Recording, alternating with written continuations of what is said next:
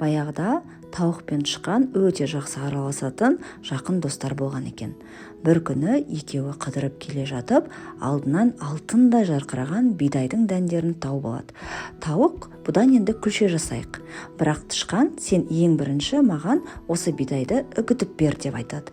Бірақ тышқан: ой, жоқ, мен шаршап тұрмын, қош бол тауық деп кетіп қалады. Тауық әрине ренжиді, бірақ бидайды өзі үгітіп бастайды.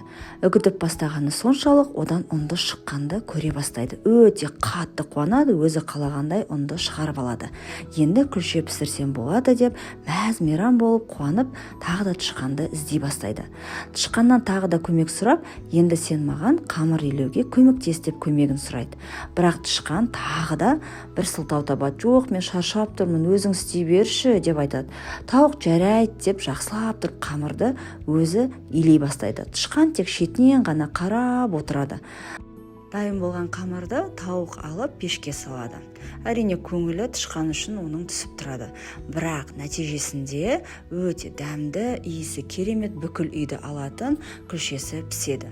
Сол дайын болған күлшені үстелге әкеліп, әндетіп, мәз болып, иісіне тамсанып тұрған тауық бір кезде: күлшені кім жейді деп сұраған кезде, тышқан орнынан атып тұрып: мен деп айтады.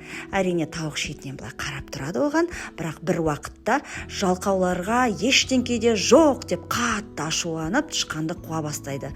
Дәл осы сәтте тышқан бір күлшені алып, үйден зыт етіп тез қашып шығады. Сол кезде тауық оны көріп алып артынан осылай қуалай бастайды. Қыт деп шұқи бастайды. Содан бері тауықтар тышқанды көрсе қыт деп шұқып тастайды екен.